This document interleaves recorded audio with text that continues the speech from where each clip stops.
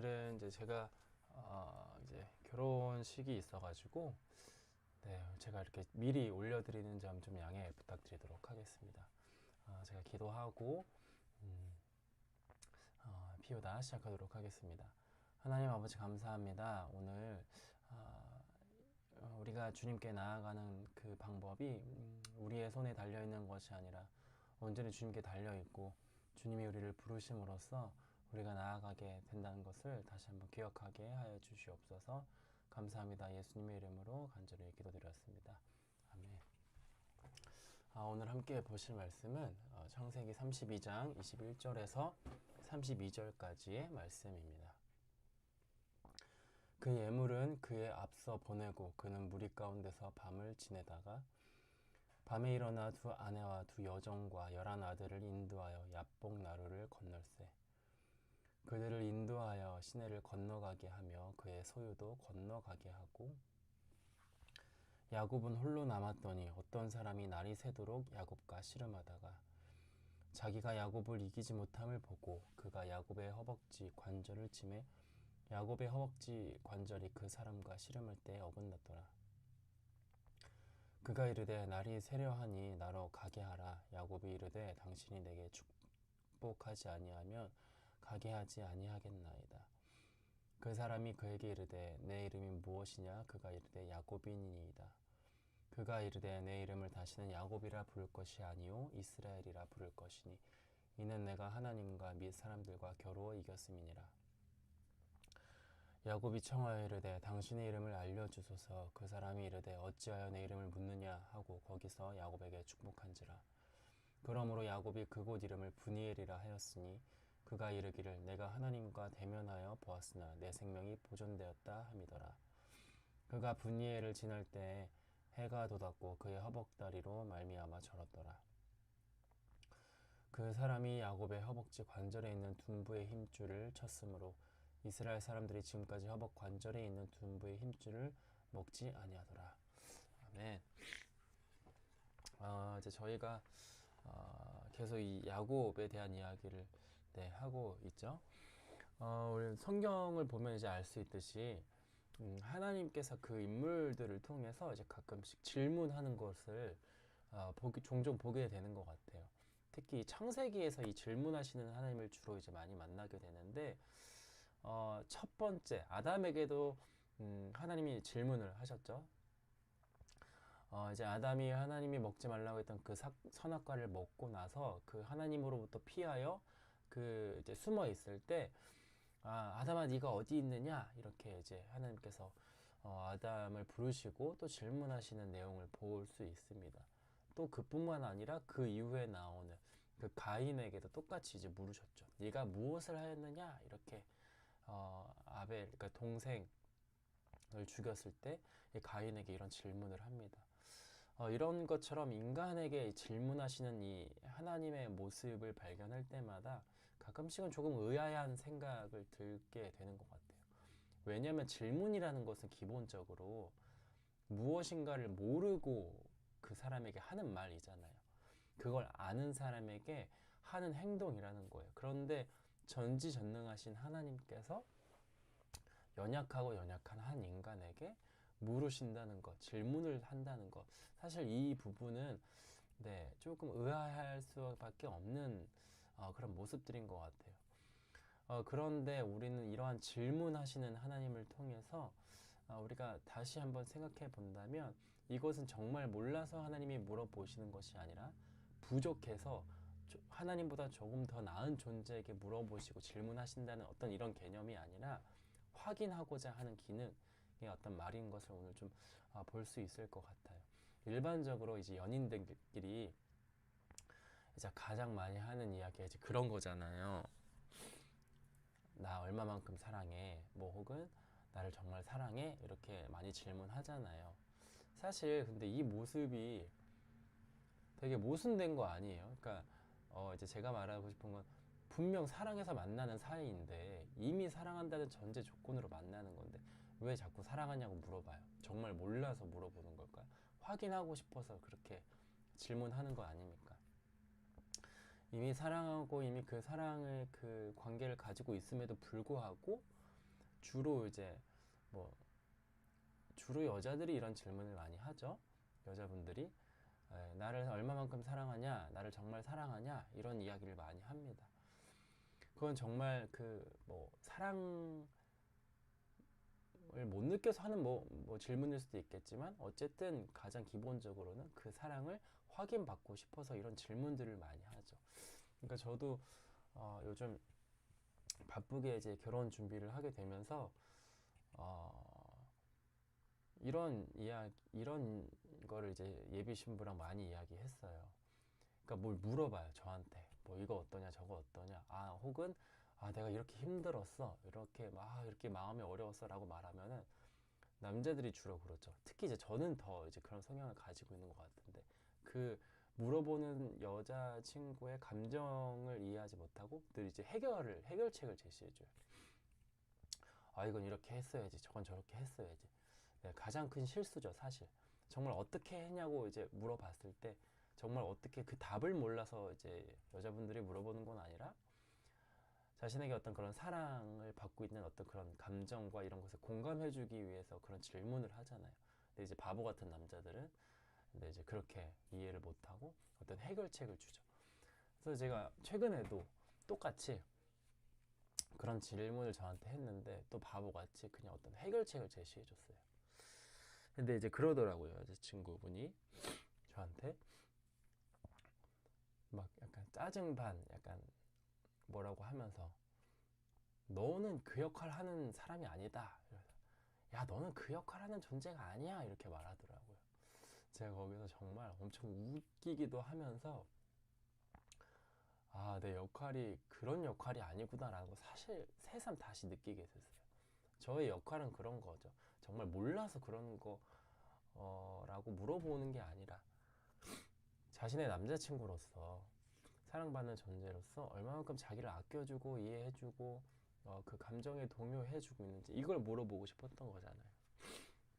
마찬가지로 하나님께서 인간에게 질문하시는 이유는 우리에 대해서 정말 모르고 알지 못하기 때문에 질문하시는 것이 아니라 죄송합니다. 제가 감기가 갑자기 심하게 와가지고 모르는 것이 있어서 그런 게 아니라 우리에게 확인시키고 싶은 어떤 무언가가 있기 때문에 그런 것 같아요. 특별히 오늘 본문을 자세히 보면 묵상하면 우리 각자를 향한 하나님의 어떤 질문 앞에 귀를 기울일 수 있게 하는 어떤 그런 장면들이 나오는 것 같습니다. 먼저 21절을 다시 한번 볼게요. 그 예물은 그의 앞서 보내고 그는 무리 가운데 밤을 지내다가 밤에 일어나 두 아내와 두 요정과 11 아들을 인도하여 야복 나루를 건널세 그들을 인도하여 시내를 건너가게 하며 그의 소유도 건너가게 하고 야곱은 홀로 남았더니 어떤 사람이 날이 새도록 야곱과 씨름하더라.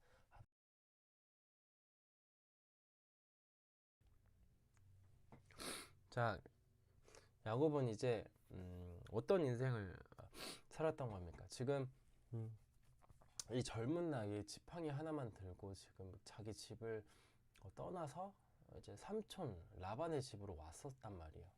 젊음을 다 보내고 뭐 어떤 성공과 성취를 어쨌든 이뤘어요. 그래서 이제 그 자신에게 가족들도 생기고 가축들도 생기고 재산이 생겼단 말이에요.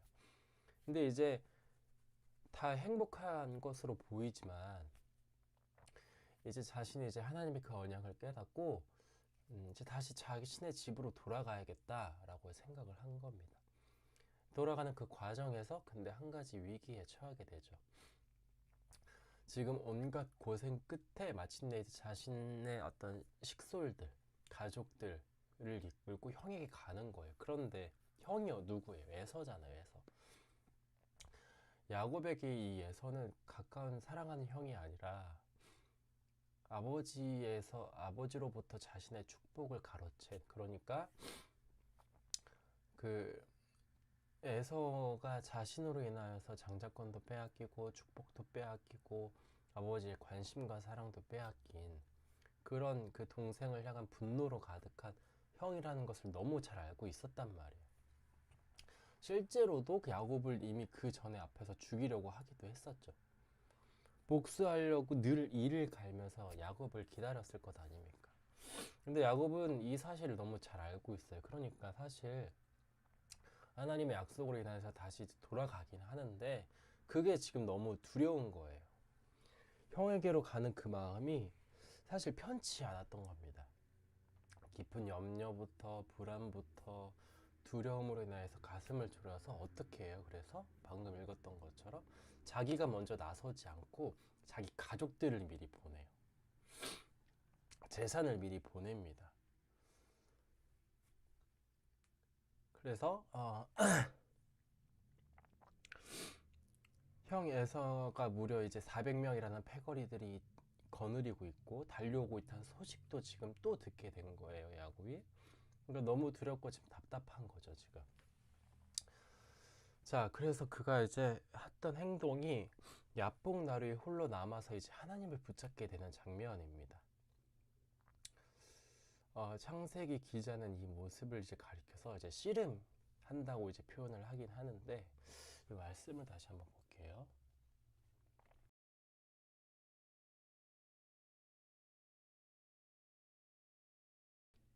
자기가 야곱을 이기지 못함을 보고 그가 야곱의 허벅지에 관절을 치매 야곱의 허벅지 관절이 그 사람과 씨름할 때에 어긋났더라. 그가 이르되 날이 새려 하니 나로 가게 하라. 야곱이 이르되 당신이 내게 축복하지 아니하면 가게 하지 아니하겠나이다.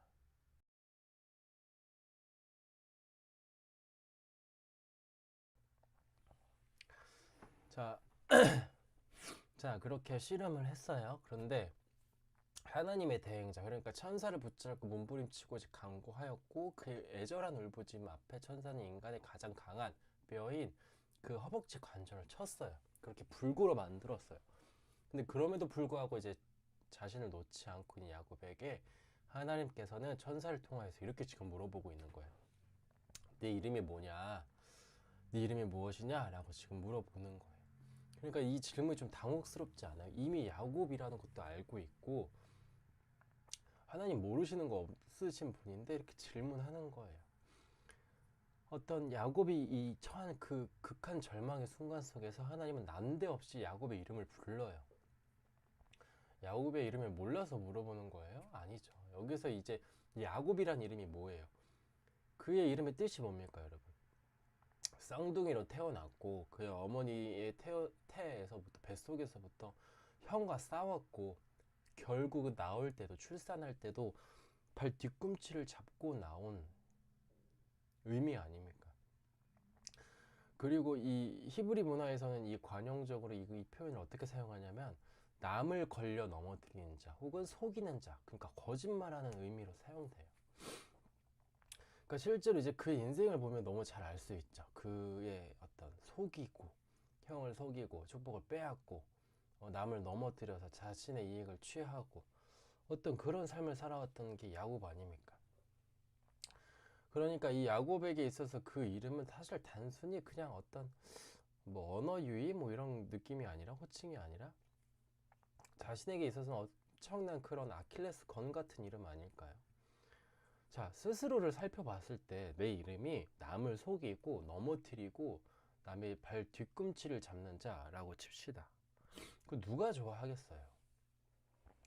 그 이름 자체를 사실 굉장히 불편해 하겠죠. 단순히 어떤 자신을 향해서 다른 사람들이 부르는 호칭 정도가 아니라 내 자신도 그렇게 생각하는 것 아닙니까?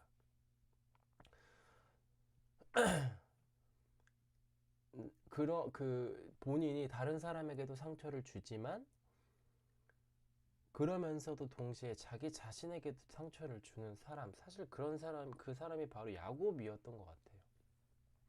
이름 그대로 남을 걸려 넘어뜨리게 하고 속이게 하고 이게 얼마나 사실 자기 자신에게도 상처이고 불편합니까? 서로가 서로에게 상처를 입히고 받고 또 그 상처를 통해서 더 큰 상처를 주고 더 큰 거짓말을 하는 것 아닙니까?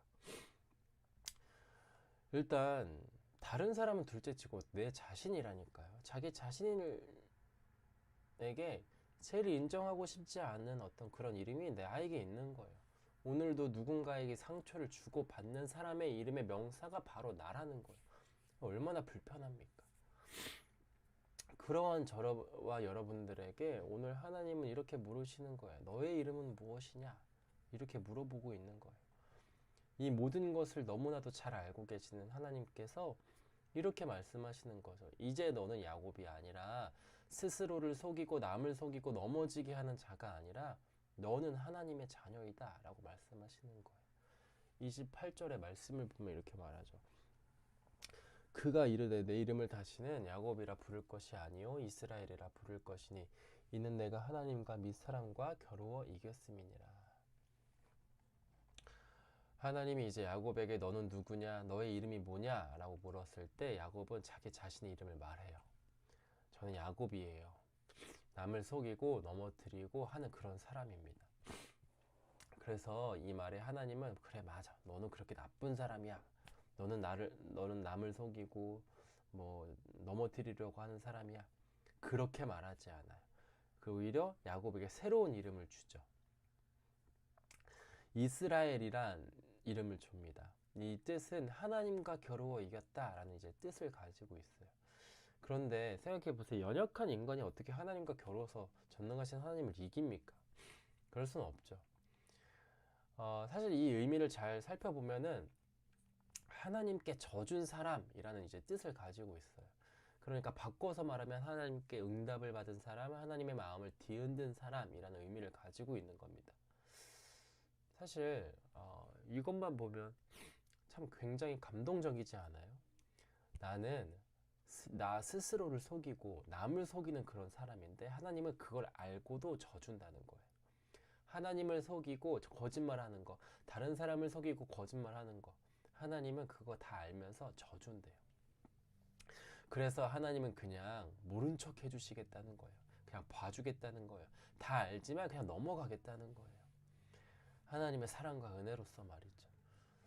여러분, 이 관계는 정말 힘이 없어서 부족해서 져주는 게 아니잖아요.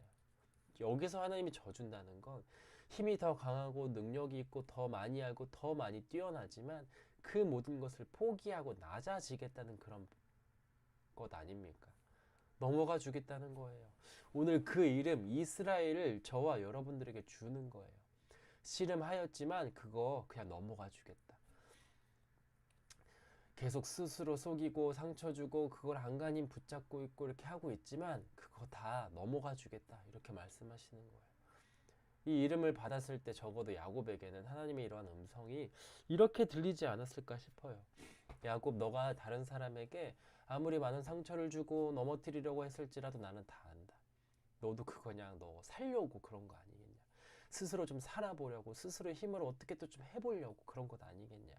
그런데 이제는 나 여호와 하나님이 너와 함께 할 거니까 스스로를 속이고 상처 주고 상처 받고 그거 힘든 거 하지 말고 다 나한테 풀어놔라. 그런 것들 세상에 나가서 스스로 지키려고 그렇게 하지 말고 다 내 앞으로 가지고 와라. 너의 모든 문제, 모든 두려움 이거 다 가지고 오라고 말하시는 거야. 그래서 하나님 어떻게 하시겠다는 겁니까? 그거 다 져주겠다는 거예요. 다 속아주겠다는 거예요. 너가 웅석 부리는 것들 내가 다 받아줄게. 이런 식으로 야곱에게는 적어도 들리지 않았을까요? 이것이 바로 오늘 야복 나루에서 지쳐 쓰러져 있는 야곱을 향한 하나님의 강렬한 약속입니다. 하나님께서는 결코 우리를 가만히 내버려 두시지 않아요. 마치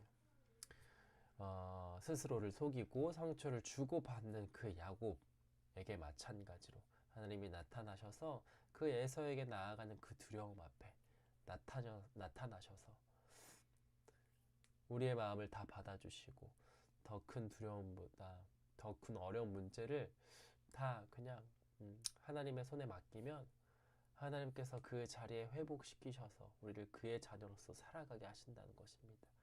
오늘 이러한 말씀이 우리 안에 있었으면 좋겠어요. 이것을 붙잡고 주님, 우리가 더 나아가지 못하고 있을 때, 그래서 그 방법을 찾지 못하여서 그것을 안간힘을 붙잡고 씨름하고 있을 때 하나님께서는 우리에게 찾아와 주셔서 져준다, 다 넘어가 준다, 속아준다. 그러니 너는 나를 붙잡아라 라고 말씀하시는 것 같아요. 오늘 이러한 하나님의 놀라운 은혜와 사랑이 우리의 삶 가운데 또 그 삶을 통하여서 하나님을 바라보는 저와 여러분들이 되시길 이 시간 간절히 소망합니다. 받은 말씀을 놓고 함께 기도하며 나아가도록 합시다.